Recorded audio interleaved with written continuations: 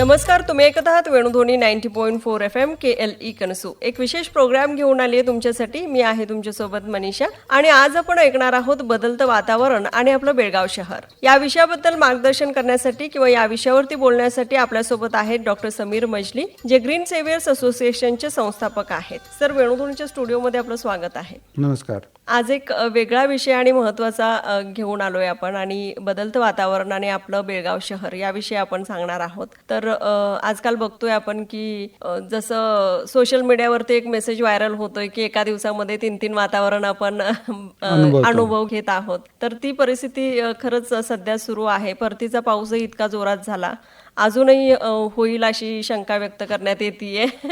तर हे सगळं जे बदललेलं वातावरण आहे आणि आपलं जे बेळगाव शहर आहे, कारण आपण बेळगाव पुरता विचार करू सध्या, तर त्याबद्दल काय सांगाल? ह्याच्याबद्दल आपण जेवढं बोलू तेवढं कमी आहे, कारण जनजागृती खूप गरजेची आहे आणि तुम्ही संधी दिल्याबद्दल अनेक अनेक धन्यवाद. परवापर्यंत पाऊस होता आणि ते नॉर्मल नाही आहे. एवढे दिवस तर पावसाळा चालू नाही. पुढची अडचण अशी की शेतकऱ्याला समजत नाही की पेरावं केव्हा आणि कापायचं केव्हा समजत नाही. होय ना.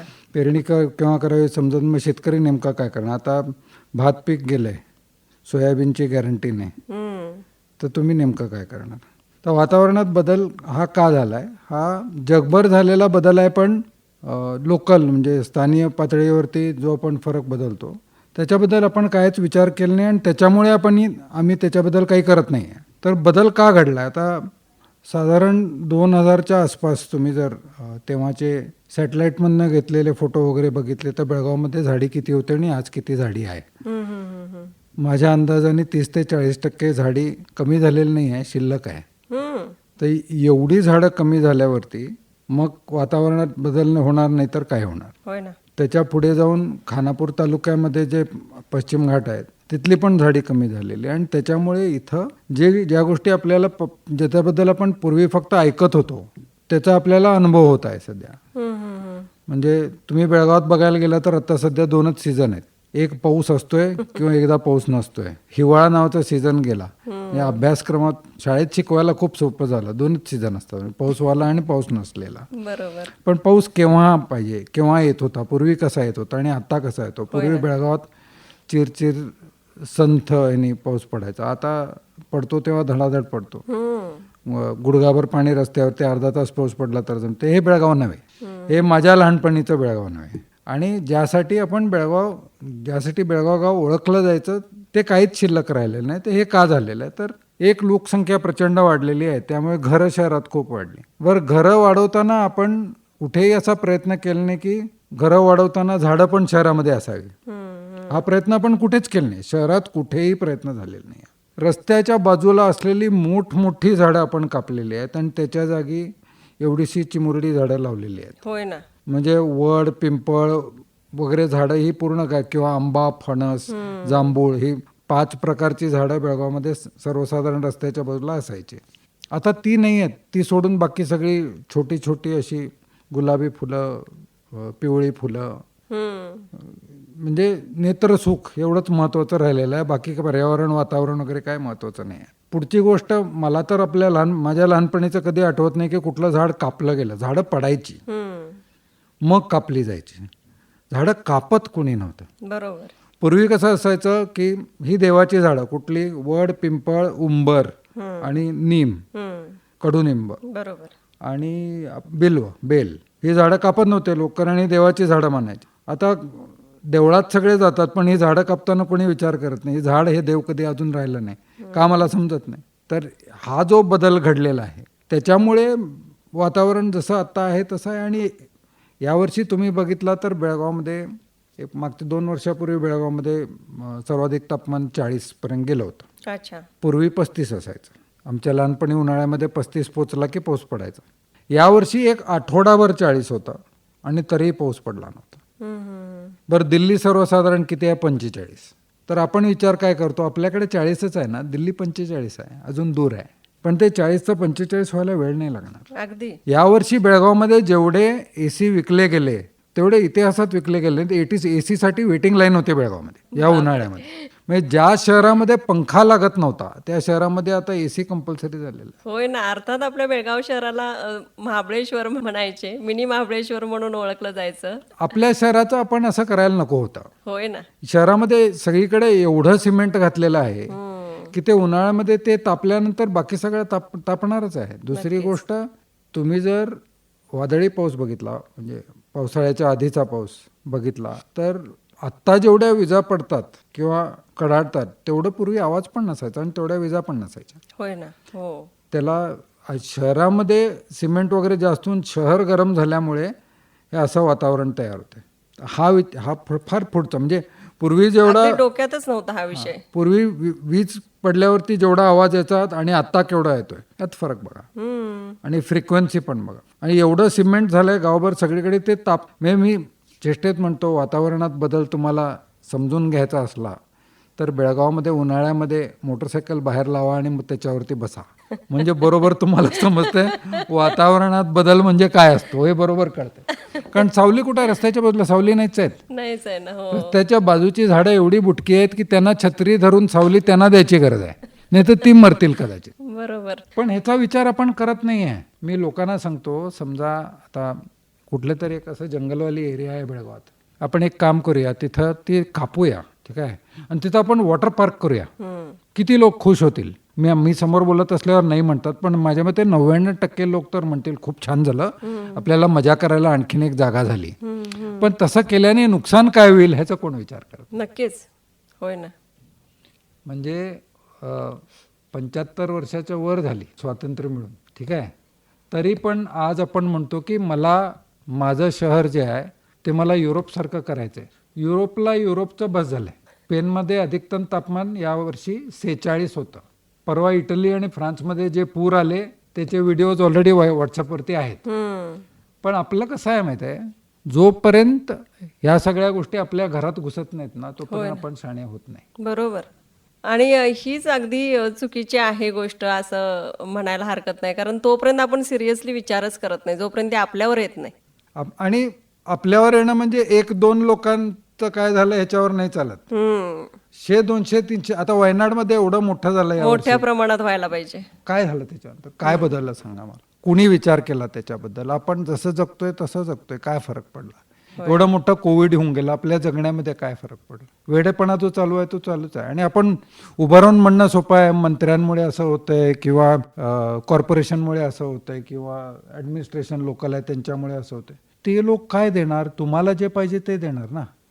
तुम्ही चुकीच्या गोष्टी मागा किंवा चुकीच्या गोष्टींना टाळ्या वाजवला तर ते लोक तेच देत राहणार ना. बरोबर ना. बुद्धी आपल्याला यायला पाहिजे होय ना. ना. बागेमध्ये पेवर कमी करून तिकडे झाडं यायला पाहिजेत. हा जो कॉमन सेन्स आहे हे आपल्याला यायला पाहिजे. आपण त्या गोष्टींसाठी टाळ्या वाजवल्या तर मग स्मार्ट सिटीवाले तिथं सिमेंट घालतील कशाला सांगा मला? आपण चुकीच्या गोष्टींसाठी टाळ्या वाजवतोय. बरोबर. कारण आपल्याला त्याची जाणीवच नाही याचं नुकसान माझं काय होतंय. आम्ही जेव्हा भाग्यनगरला राहायला गेलो होतो तेव्हा नारळाचं झाड लावायसाठी खड्डा खणल्यावरती पाणी लागत होतं. त्याच भाग्यनगरमध्ये ह्या वर्षी 300 फूट खणल्यावरती बोरवेलला 1 इंच पाणी लागले. अरे बापरे, म्हणजे केवढा मोठा फरक पडलाय. ह्याला आपण प्रगती म्हणायची काय सांगा मला? नाही. आपण जर मी आता पर्यावरण वातावरणाचा अभ्यास करणाऱ्या लोकांना मी जर सांगितलं की बेळगावमध्ये 30 ते 35 इंचपर्यंत साधारण पाऊस पडतो आणि तरी पाण्याची टंचाई आहे तर ते हसतात. एवढा पाऊस असताना तुमच्याकडे पाणी नाही 6-6 दिवस? मग पाणी मुरायला जागा आहे कुठं? बरोबर. मग आम्ही म्हणतो रस्त्यावर ते पेवर लावलेत, तुमच्या घरात पेवर लावले त्याचं बोला. ती जागा किती आहे? तुमच्या प्रत्येक संस्थेमध्ये तुम्ही पेवर घातले त्याचं बोला. पाणी मुरायला जागाच नाही आहे. मग विहिरीत पाणी येणार कुठनं? बरोबर. सांगा मला. त्यामुळे दोष देणं सोपं आहे हो. आपण आपल्या घरात काय केलं ते त्याचा विचार करायला नको? तोही केला पाहिजे आधीच. करायलाच पाहिजे ना. होय ना. सुरू बदल हा आपल्यापासून सुरू व्हायला पाहिजे. आम्ही आता गेले 8.5 वर्ष काम करतोय, लोकांना माहित आहे, ठीक आहे, मी कंप्लेंट करत नाही आहे, लोकांना माहित आहे. ज्यांना माहित आहे त्यापैकी किती लोक येतात सांगा मला? या शहरासाठी माझी ही जबाबदारी आहे म्हणून किती लोक येतात? किती लोक सहभागी होतात सांगा मला? आहेत 31-40 न शाणी असलेली आमच्यासारखी लोक आहेत जे रविवारी येतात. आणि शाळेची मुलं येतात, कॉलेजची मुलं येतात, आमचं काम चालू राहतंय हो. पण बेळगावातल्या बाकी लोकांनी सहभाग घेतला तर बरं होईल. नाही, सगळ्यांचीच जबाबदारी आहे. नाही, आपलं गाव नम्म बेळगावी, माझं बेळगाव म्हणून मोठा बोर्ड लावून तिथं समोर फोटो काढायला सगळे येतात, पण शहराच्या भविष्यासाठी जे करायला पाहिजे ते करताना किती लोक येतात सांगा मला? बरोबर ना. कोणी येत नाही. आणि अजून आपण प्रदूषण आणि या सगळ्या गोष्टींबद्दल बोलतच नाही आहे, त्या पुढच्या गोष्टी झाल्या. होय. पण बेसिक शहरामध्ये झाडी पाहिजे ह्याचा का विचार केला जात नाही? पानं पडतात म्हणून, झाडायला लागतंय म्हणून, तेवढं करायला नको तुम्हाला. पानं पडतात म्हणून झाडं कापणार तुम्ही सुशिक्षिताने? होय ना. एक लोकांच्याकडून ऐकलं जातंय की घरासमोर खूप मोठं झाड आहे, ते कधी पडण्याची, म्हणजे खूप जुनं झाड आहे आणि त्याची पानंही खूप पडतात आणि मग त्यांनाही कळत नाही की काय करावं त्याचं. झाडाच्या भोवतीची मुळं कापायची पेवर घालताना किंवा काय तर ड्रेनेज लाईन घालताना, मग ते झाड पडणार नाही तर काय होणार? मग ते झाड पडलं की झाड पडलं. नुसतं झाड पडलं नाही, झाड पडून नुकसान झालं. नुकसान झालं. ते माणूस पडलं, माणसावर पडलं तर चालतंय, घरावर आणि गाडीवर पडू नये, मग नुकसान मोठं दिसतंय. असं आहे. विचार, लोकांचा विचार बदलायला पाहिजे.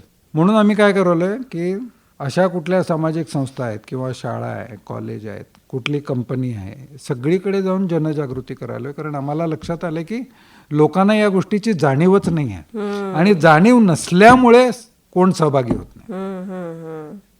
तर लोकांना घरातनं बाहेर काढण्याची खूप गरज आहे. आम्ही रविवारी जो झाड लावायचा कार्यक्रम करतो किंवा मेंटेन करायचा कार्यक्रम करतो, दौष्ट लावणं महत्वाचं नाही. होय ना, ते महत्वाचं आहे. जून आणि जुलैमध्ये ग्रीन सिव्हरचा डिमांड खूप असतो, सगळ्यांना झाडं लावायची असतात. कळालं की नाही? पण झाड लावणं महत्वाचं नाही, झाड मेंटेन करणं महत्वाचं आहे. 2 वर्ष त्याला तुम्ही मेंटेन केला की आयुष्यभर तुम्हाला ते पोचतंय. मुलाला घरी मोठं करण्यासारखं आहे ते. होय ना, ते महत्वाचं आहे. तर ते त्याच्यासाठी लोक बाहेर पडायला पाहिजे. का? आणि तो आमचा सण आहे, आम्ही दर रविवारी तो सण साजरा करतो. त्याच्यासारखा मोठा सण कुठला नाही. प्रकृती बरोबर राहणे याच्यासारखा मोठा सण कुठलाही नाही. पण आता अलीकडं शहरी लोकांची मेंटॅलिटी अशी झाली की प्रकृतीमध्ये राहण्यासाठी हजारो रुपये खर्च करून कुठल्या तरी टूरवरती जातात, त्यांनी तिथं 4 दिवस स्पेंड करून येतात. मजा काय आहे सांगतो तुम्हाला. मी चेष्टेवारी म्हणतो आणि सिरियसली पण म्हणतो की तुम्ही 2 दिवसाची चैन करायला जाता आणि नंतर तिथले स्थानीय लोक मरतात. म्हणजे आता तुम्ही अमुक ठिकाणी एक हिल स्टेशनला गेला, पूर्वी 100 लोक जायचे, आता 10,000 लोक जातात. 10,000 लोक जायला लागले म्हणून रस्ते मोठे केले. रस्ते मोठे केल्यामुळे डोंगर ढासळले, बरोबर, लँडस्लाईड झाली, लोक कुठले मेले, तिकडे जे राहत होते परमनंटली ते लोक मेले. कशासाठी? आमच्या 2 दिवसाच्या चैनीसाठी.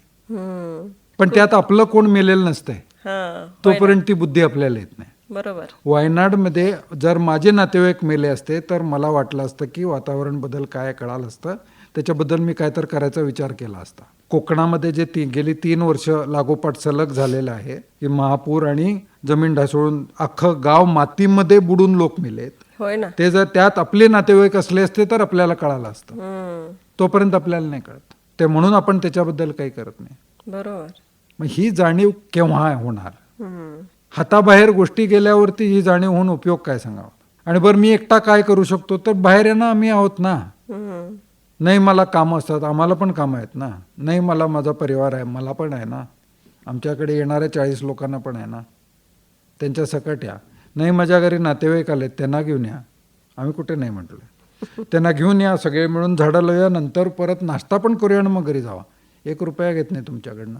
पण तुमचं येणं महत्वाचं आहे, मातीमध्ये तुमचा हात जाणं महत्वाचं आहे, तुम्ही ते फुलपाखरू बघणं महत्वाचं आहे, तो थंड वारा तुम्हाला स्पर्श करून जातो तो अनुभव करणं महत्वाचं आहे. आणि प्रकृतीचा अनुभव घेण्यासाठी पैसे देऊन बाहेर जायची काही गरज नाही आहे, त्याचा अनुभव रोज केला पाहिजे. बरोबर ना. तुम्ही संध्याकाळी टाइमपास म्हणून फिरायला मॉलमध्ये जाता, त्यापेक्षा रविवारी आमच्याकडे सकाळी या ना. पैसा पण खर्च करायला लागत नाही आणि त्यातनं जो आनंद मिळतो आणि त्यातनं तुमची तब्येतीवरती जो परिणाम होतो, पॉझिटिव्ह जो परिणाम होतो, तसा आणि कुठे मिळणार नाही.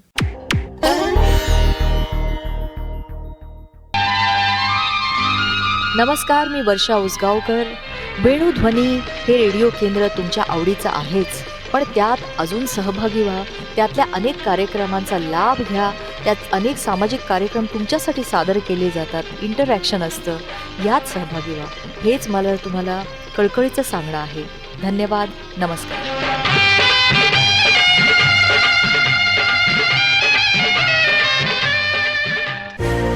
वातावरणात अनेक गोष्टी समाविष्ट असतात. आपल्याला त्या अनेक मार्गांनी मदत करत असतात. आपल्या पर्यावरणाचा समतोल राखण्यासाठी नेहमीच आपण प्रयत्न केले पाहिजेत. मानवनिर्मित तांत्रिक आपत्तीमुळे आपल्या पर्यावरणाचे घटक दिवसेंदिवस घटत चाललेले आहेत. आपल्या पर्यावरणाची मौलिकता टिकवून ठेवण्याची आज गरज बनली आहे. पर्यावरणाला वाचवण्यासाठी आणि शुद्ध वातावरण ठेवण्यासाठी सर्वात पहिले आपल्याला झाडे लावली पाहिजेत. झाडे जगवा हे ब्रीदवाक्य लक्षात घेऊन ते आत्मसात केलं पाहिजे. एका कुटुंबातून एक झाड जरी लावले तरी याचा पर्यावरणावर चांगला परिणाम होईल. त्यामुळं आपण प्रत्येकानं पर्यावरण वाचवण्यासाठी हे एक सोपं आणि साधं पाऊल उचललं पाहिजे. आपण कचऱ्याची मात्रा कमी केली पाहिजे. कचरा टाकायच्या ठिकाणीच टाकून द्यावा. प्लॅस्टिकच्या पिशव्या वापरणं आपण थांबवलं पाहिजे. काही जुन्या गोष्टी दुरुस्त करून त्या फेकून देण्याऐवजी तुटलेल्या गोष्टींचा वापर पुन्हा करण्याचा प्रयत्न करावा. पावसाचं पाणी वाचवण्याचा प्रयत्न करावा. विजेचा वापरही कमी प्रमाणात करावा आणि कचरा कमी करावा. मगच आपण आपल्या पर्यावरणाला स्वच्छ आणि सुंदर ठेवू शकतो आणि पर्यावरणाचं संरक्षण करू शकतो.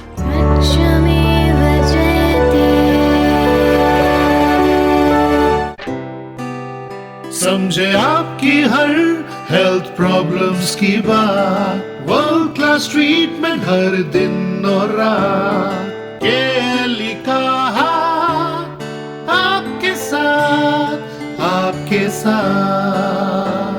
KLE Society's Dr. Prabhakar Kore Super Speciality Hospital. Cure for all health related problems. Experienced doctors and ultra modern facilities के साथ. KLE Society's Dr. Prabhakar Kore Super Speciality Hospital and Medical Research Center, Nehru Nagar, Pelagavi. Call 08312 473777.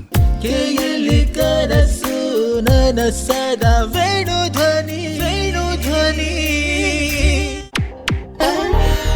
मग sir आता एवढा सगळा बदल वातावरणामध्ये झालाय आणि झाडं लावणं हा एक म्हणजे हे त्याच्यासाठी व्हायलाच हवं.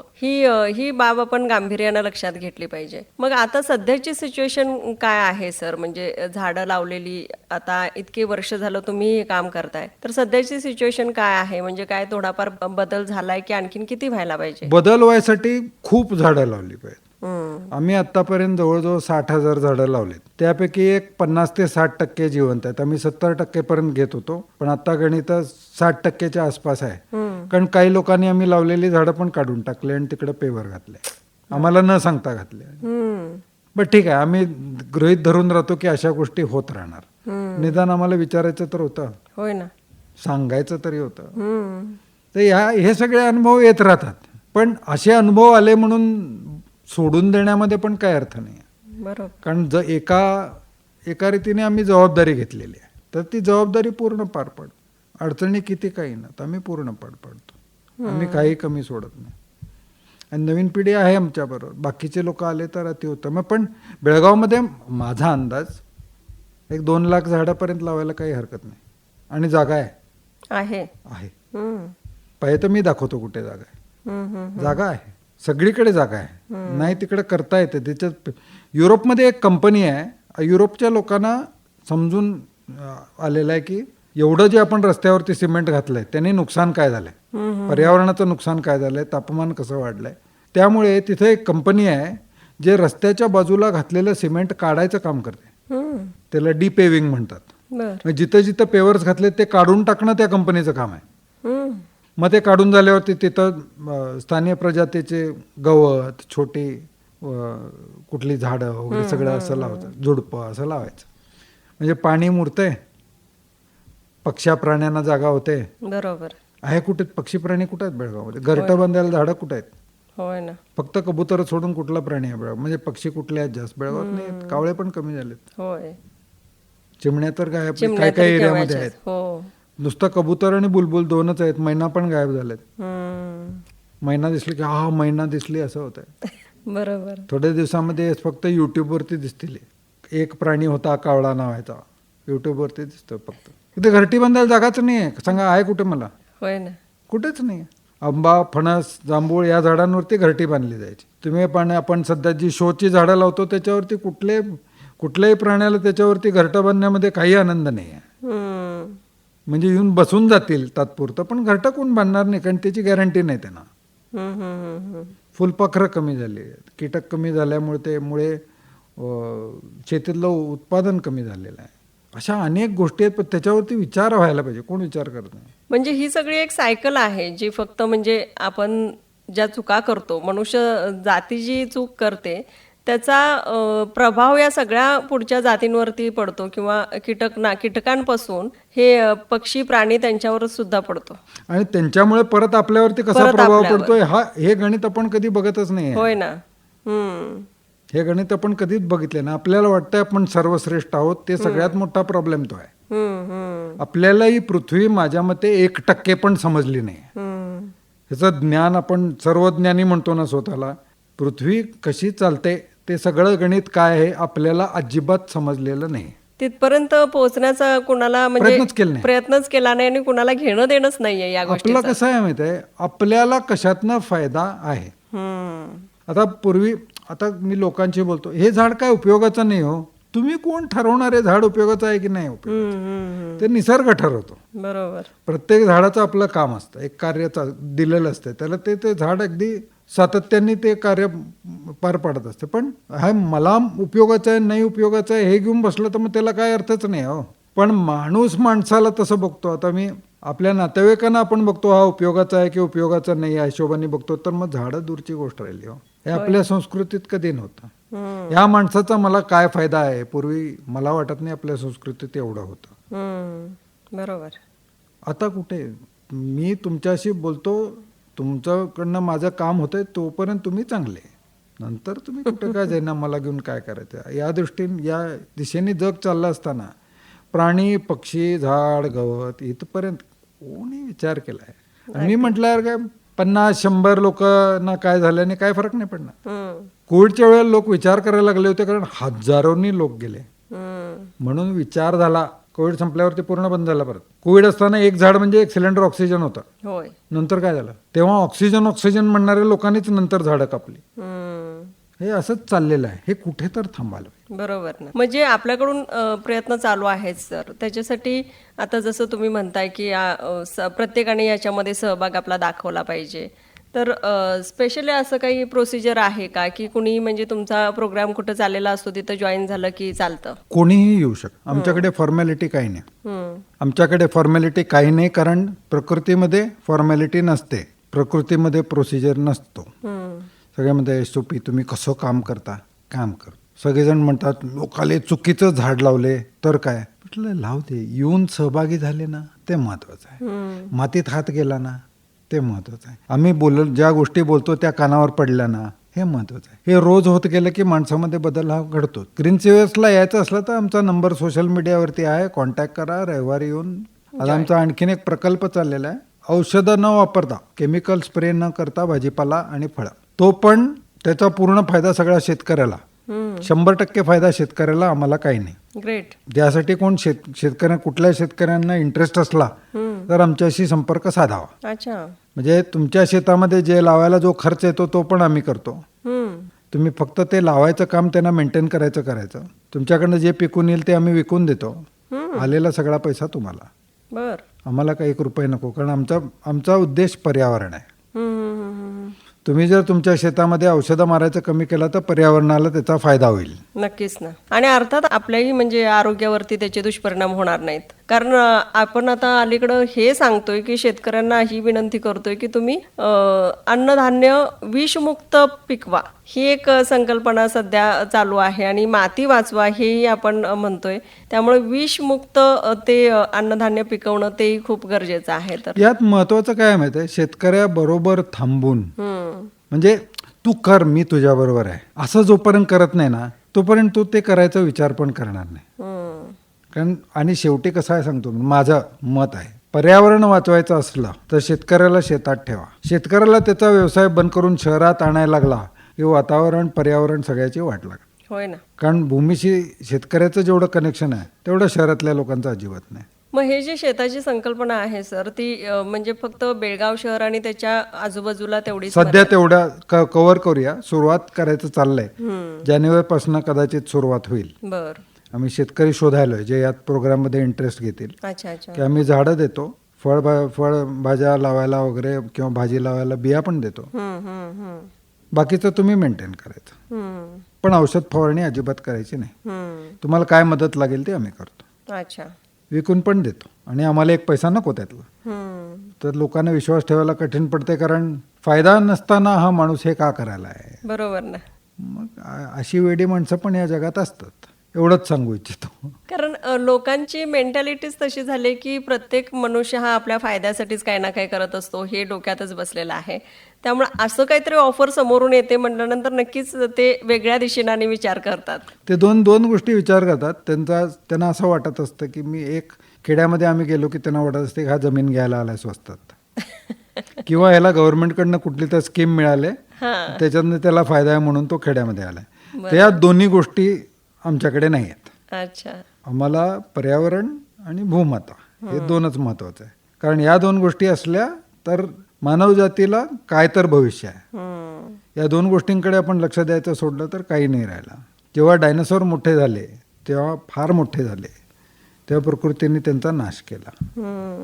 आज माणूस फारच मोठा होत आहे. एवढंच बोलायचं, कारण ह्याच्यापेक्षा जास्त बोललेलं लोकांना पचत नाही. बरोबर. खूपच छान टॉपिक आपण निवडलेला आहे आजच्या विषयासाठी सर. आणि हे जे बदललेलं वातावरण आहे त्याला कारणीभूत कोण आहोत ही आपण हायलाईट केलं आजच्या शोमध्ये. तर शेवटी जाता जाता आणखीन काही तुम्हाला सांगायची इच्छा आहे का? काय, रविवारी या आमच्या कार्यामध्ये सहभागी व्हा. आपल्या शहराला पूर्वीसारखं सुंदर बनवूया. झाडं लावून शहराचं तापमान उन्हाळ्याच्या मध्ये पण आपण साधारण 2 ते 3 डिग्रीपर्यंत कमी करू शकतो. याच्यावरती अभ्यास पण झालेला आहे आणि हे लोकांनी करून दाखवलेलं पण आहे. तर आपल्याकडे का करू नये? जर असा बदल आपण घडवू शकलो तर आपण खऱ्या दृष्टीने त्याला स्मार्ट सिटी म्हणू शकतो. कारण स्मार्ट सिटीमध्ये स्मार्ट लोक पण पाहिजेत. बरोबर. नुसतं सिमेंट आणि काच आणि इन्फ्रास्ट्रक्चरनी सिटी स्मार्ट होत नाही. जगणं, या शहरामध्ये जगण्याचा जो अनुभव आहे तो कसा आहे ते जास्त महत्वाचं आहे. बाकी बघूया किती लोक येतील. आमचं कार्य तर चालू आहे. नक्कीच सर. आणि आपला हा शो ऐकून बरेच जणांनी तुमच्या ग्रीन सेव्हर्स सोबत हात मिळवतील आणि तुमचा जो कार्यक्रम चालतो प्रत्येक रविवारी त्याला साथ देतील अशी आपण आशा करू. आणि तुम्ही या महत्त्वाच्या विषयावरती बोलण्यासाठी आम्हाला वेळ दिला त्याबद्दल थँक्यू सो मच सर. धन्यवाद. हा होता आजचा विशेष कार्यक्रम ज्यामध्ये आपण समीर मजली यांना ऐकत होतो. कसा होता आजचा कार्यक्रम कळवायला विसरू नका. नंबर आहे 9019904904. मनीषा पुन्हा येते एक नवीन कार्यक्रम घेऊन. पण तोपर्यंत तुम्ही ऐकत राहा केली वेणुध्वनी 90.4 FM. नमस्कार.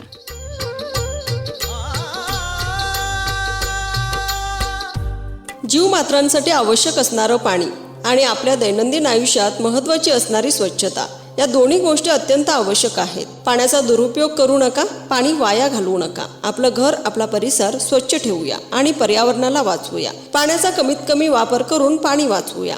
रोजच्या रुटीनमध्ये स्वच्छतेला प्राधान्य देऊया. वैयक्तिक स्वच्छतेसोबतच आपलं घर आणि आसपासचा परिसर याची स्वच्छता राखूया. आपल्या घरातील कचरा वेगळा करूनच द्यावा, तो इतरत्र फेकू नये. आपलं गाव स्वच्छ करण्यासाठी एकत्रित होऊन प्रयत्न करूया. आपले गाव कचरामुक्त करण्यासाठी शपथ घेऊया. या हा बदल आपल्यापासूनच करूया.